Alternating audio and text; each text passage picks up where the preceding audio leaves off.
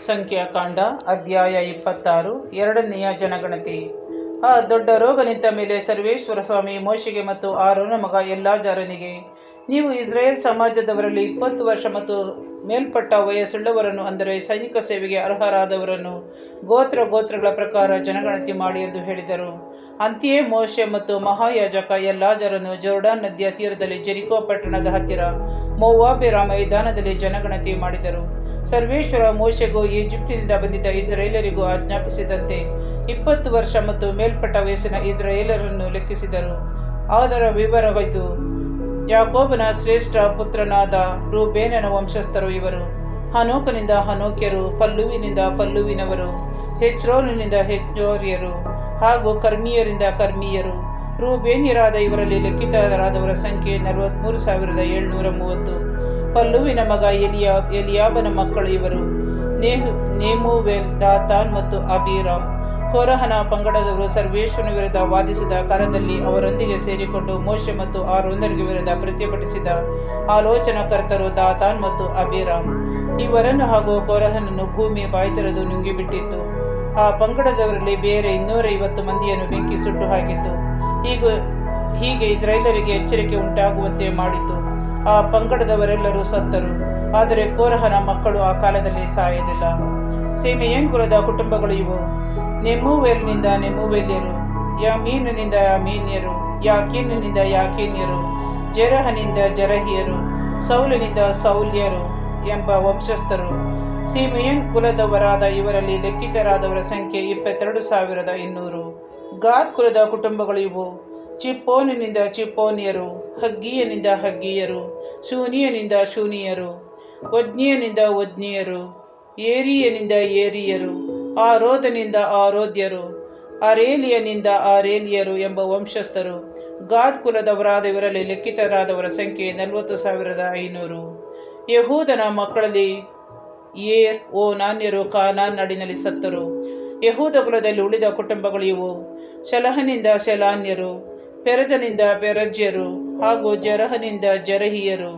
ಪೆರಜನಿಂದ ಬೆಳೆದ ಕುಟುಂಬಗಳು: ಹೆಜ್ರೋನಿನಿಂದ ಹೆಜ್ರೋನ್ಯರು ಮತ್ತು ಹಾಮೂಲನಿಂದ ಹಾಮೂಲ್ಯರು ಎಂಬ ವಂಶಸ್ಥರು. ಯಹೂದ ಕುಲದವರಾದ ಇವರಲ್ಲಿ ಲೆಕ್ಕಿತರಾದವರ ಸಂಖ್ಯೆ 76,500.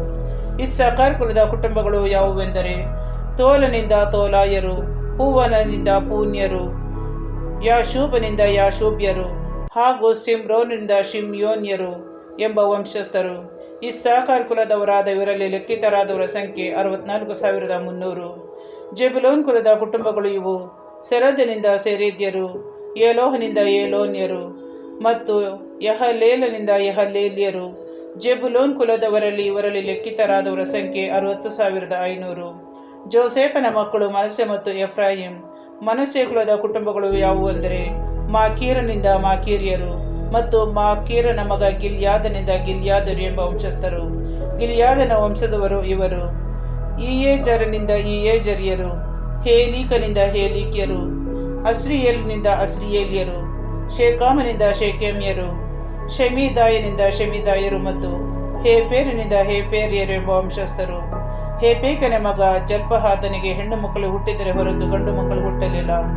ಅವನ ಹೆಣ್ಣು ಮಕ್ಕಳ ಹೆಸರು ಮಹ್ಲ, ನೋವ, ಹೋಗ್ಲ, ಮಿಲ್ಕಾ ಮತ್ತು ತಿರ್ಚಾ. ಮನಸ್ಸೆ ಕುಲದವರಲ್ಲಿ ಲೆಕ್ಕಿತರಾದವರ ಸಂಖ್ಯೆ 52,700. ಎಫ್ರೈಮ್ ಕುಲದ ಕುಟುಂಬಗಳು ಇವು: ಶೂತೇಲಹನಿಂದ ಶೂತೇಲಹಿಯರು, ಬೇಕೇರಿನಿಂದ ಬೇಕೇರಿಯರು, ತಹನನಿಂದ ತಹನೀಯರು, ಶೂತೇತಲಹನ ಮಗ ಏರಾನನಿಂದ ಏರಾನ್ಯರು ಎಂಬ ವಂಶಸ್ಥರು. ಎಫ್ರೈಮ್ ಕುಲದವರಾದ ಇವರಲ್ಲಿ ಲೆಕ್ಕಿತರಾದವರ ಸಂಖ್ಯೆ 32,500. ಇದೇ ಜೋಸೆಫ್ ವಂಶದ ಕುಟುಂಬಗಳ ವಿವರ. ಬೆನ್ಯಾಮೀನ್ ಕುಲದ ಕುಟುಂಬಗಳ ಹೆಸರು ಹೀಗಿದೆ: ಬೆಲಗಿನಿಂದ ಬೆಲಗ್ಯರು, ಅಷ್ಬೇಲನಿಂದ ಅಷ್ಬೇಲ್ಯರು, ಅಹೀರಾಮನಿಂದ ಅಹೀರಾಮ್ಯರು, ಶೂಪಾಮನಿಂದ ಶೂಪಾಮ್ಯರು, ಹೂಪಾಮನಿಂದ ಹೂಪಾಮ್ಯರು ಎಂಬ ವಂಶಸ್ಥರು. ಬೆಲಗನಿಗೆ ಅರ್ದ್ ಮತ್ತು ನಾಮಾರ್ ಎಂಬ 2 ಮಕ್ಕಳಿದ್ದರು. ಅರ್ದನಿಂದ ಆರ್ದ್ಯರು ಮತ್ತು ನಾಮಾನಿಂದ ನಾಮಾನ್ಯರು ಎಂಬ ವಂಶಸ್ಥರಾದರು. ಬೆನ್ಯಾಮೀನ್ ಕುಲದವರಲ್ಲಿ ಇವರಲ್ಲಿ ಲೆಕ್ಕಿತರಾದವರ ಸಂಖ್ಯೆ 45,600. ದಾನ್ ಕುಲದ ಕುಟುಂಬಗಳು ಇವು: ಶೂಹಾಮನಿಂದ ಶೂಹಾಮ್ಯರು ಎಂಬ ವಂಶಸ್ಥರಾದರು. ದಾನ್ ಕುಲದವರಲ್ಲಿ ಲೆಕ್ಕಿತರಾದವರ ಸಂಖ್ಯೆ 64,400. ಆಶೇರ್ ಕುಲದ ಕುಟುಂಬಗಳ ಹೆಸರು ಇವು: ಈ ಮಾಹನಿಂದ ಈ ಮಾಹ್ಯರು, ಇಶ್ವೀಯರಿಂದ ಇಶ್ವೀಯರು ಮತ್ತು ಬೇರಿಯನಿಂದ ಬೇರಿಯ ವಂಶಸ್ಥರು. ಬೇರಿಯನ ಮಕ್ಕಳಿಂದ ಉಂಟಾದ ಕುಟುಂಬಗಳು ಇವು: ಹೇಬೇರಿನಿಂದ ಹೇಬೇರಿಯರು ಮತ್ತು ಮೆಲ್ಕಿಯೇಲನಿಂದ ಮಲ್ಕಿಯೇಲ್ಯರು. ಆ ಶೇರನಿಗೆ ಸೆರಹಳೆಂಬ ಮಗಳು ಸಹ ಇದ್ದಳು. ಆ ಶೇರ್ ಕುಲದವರಾದ ಇವರಲ್ಲಿ ಲೆಕ್ಕಿತರಾದವರ ಸಂಖ್ಯೆ 53,400. ನಫ್ತಾಲಿ ಕುಲದ ಕುಟುಂಬಗಳು ಯಾವುವೆಂದರೆ, ಯಹಚೇಲನಿಂದ ಯಹಚೇಲಿಯರು, ಗೂನಿಯರಿಂದ ಗೂನಿಯರು, ಏಚೇರನಿಂದ ಏಚೇರಿಯರು ಮತ್ತು ಶಿಲ್ಲೇಮನಿಂದ ಶಿಲ್ಲೇಮಿಯರು. ನಫ್ತಾಲಿ ಕುಲದವರಾದ ಇವರಲ್ಲಿ ಲೆಕ್ಕಿತರಾದವರ ಸಂಖ್ಯೆ 45,400. ಇಸ್ರಾಯೇಲರಲ್ಲಿ ಲೆಕ್ಕಿತರಾದವರ ಒಟ್ಟು ಸಂಖ್ಯೆ 6,1,730. ಸರ್ವೇಶ್ವರ ಸ್ವಾಮಿ ಮೋಶೆಗೆ ಈ ಕುಲಗಳಿಗೆ ಅವರವರ ಸಂಖ್ಯೆಯ ಪ್ರಕಾರ ನಾಡನ್ನು ಸ್ವಂತ ನಾಡಾಗಿ ಹಂಚಿಕೊಡು. ಹೆಚ್ಚು ಮಂದಿಯುಳ್ಳ ಕುಲಕ್ಕೆ ಹೆಚ್ಚಾಗಿಯೂ ಕಡಿಮೆಯಾದ ಕುಲಕ್ಕೆ ಕಡಿಮೆಯಾಗಿಯೂ ಕೊಡು. ಲೆಕ್ಕಿಸದ ಸಂಖ್ಯೆಯ ಪ್ರಕಾರವೇ ಪ್ರತಿಯೊಂದು ಕುಲಕ್ಕೆ ಭೂಮಿಯನ್ನು ಸ್ವತ್ತಾಗಿ ಕೊಡು. ಪ್ರತಿಯೊಂದು ಕುಲದ ಮೂಲಪುರುಷನ ಹೆಸರನ್ನು ಬರೆದು ಚೀಟು ಹಾಕಿ ಆಯಾ ಕುಲಕ್ಕೆ ಸ್ವತ್ತನ್ನು ಗೊತ್ತು ಮಾಡು. ಹೆಚ್ಚು ಮಂದಿಯುಳ್ಳ ಕುಲಕ್ಕಾಗಲಿ ಕಡಿಮೆ ಮಂದಿಯುಳ್ಳ ಕುಲಕ್ಕಾಗಲಿ ಚೀಟು ಬಂದ ಪ್ರಕಾರವೇ ಸ್ವತ್ತನ್ನು ಗೊತ್ತು ಮಾಡು. ಲೇವಿಯರ ಜನಗಣತಿ. ಲೇವಿಯರಲ್ಲಿ ಎಣಿಕೆಯಾದ ಕುಟುಂಬಗಳು ಇವು: ಗೇರ್ಷೋನಿಂದ ಗೇರ್ಷೋನ್ಯರು, ಕೆಹಾತನಿಂದ ಕೆಹಾತ್ಯರು ಮತ್ತು ಮೆರಾರಿಯನಿಂದ ಮೆರಾರಿಯರು ಎಂಬ ವಂಶಸ್ಥರು. ಲೇವಿ ಕುಲದವರ ಕುಟುಂಬಗಳು ಯಾವುವೆಂದರೆ, ಲಿಬ್ನಿ, ಹೆಬ್ರೋನ್, ಮಹ್ಲಿಯ, ಮುಷಿಯ ಮತ್ತು ಕೊರಾಹಿಯ ಎಂಬ ಕುಟುಂಬಗಳು. ಕೆಹಾತನು ಅಮ್ರಾಮನನ್ನು ಪಡೆದನು. ಅಮ್ರಾಮನ ಹೆಂಡತಿ ಈಜಿಪ್ಟ್ ದೇಶದಲ್ಲಿ ಲೇವಿಯಿಂದ ಹುಟ್ಟಿದ ಯಕೇಬನ ಮಗಳು. ಈಕೆಯಲ್ಲಿ ಅಮ್ರಾಮನಿಂದ ಆರೋನ, ಮೋಶೆ ಮತ್ತು ಅವನ ಅಕ್ಕ ಮಿರ್ಯಾಮಳು ಹುಟ್ಟಿದರು. ಆರೋನಿನಿಂದ ನಾದಾಬ್, ಅಬಿಹು, ಎಲ್ಲಾಜಾರ್, ಈತಾಮರ್ ಎಂಬವರು ಹುಟ್ಟಿದರು. ನಾದಾನ್ ಮತ್ತು ಅಬಿಹು ಎಂಬ ಇಬ್ಬರು ಸರ್ವೇಶ್ವರನ ಸನ್ನಿಧಿಯಲ್ಲಿ ಬಹಿಷ್ಕೃತ ಅಗ್ನಿಯಿಂದ ಧೂಪಾರತಿ ಎತ್ತಿದ್ದರಿಂದ ಸತ್ತು ಹೋದರು.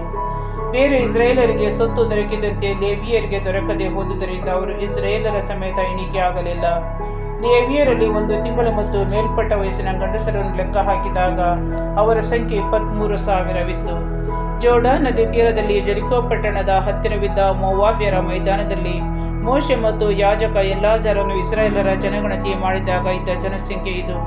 ಮೋಶೆ ಮತ್ತು ಯಾಜಕ ಆರೋನರು ಸಿನಾಯಿ ಮರುಭೂಮಿಯಲ್ಲಿ ಇಸ್ರಾಯೇಲರ ಜನಗಣತಿ ಮಾಡಿದಾಗ ಎಣಿಕೆಯಾದವರಲ್ಲಿ ಒಬ್ಬರಾದರೂ ಇವರಲ್ಲಿರಲಿಲ್ಲ. ಏಕೆಂದರೆ ನಿಶ್ಚಯವಾಗಿ ಅವರು ಮರುಭೂಮಿಯಲ್ಲಿ ಸಾಯುವರೆಂದು ಸರ್ವೇಶ್ವರ ಸ್ವಾಮಿ ಹೇಳಿದ್ದರು. ಆದ್ದರಿಂದ ಯೆಫುನ್ನೆಯ ಮಗ ಕಾಲೇಬ್ ಮತ್ತು ನೂನನ ಮಗ ಯೆಹೋಶುವ ಇವರಿಬ್ಬರನ್ನು ಬಿಟ್ಟು ಅವರಲ್ಲಿ ಯಾರೂ ಉಳಿಯಲಿಲ್ಲ.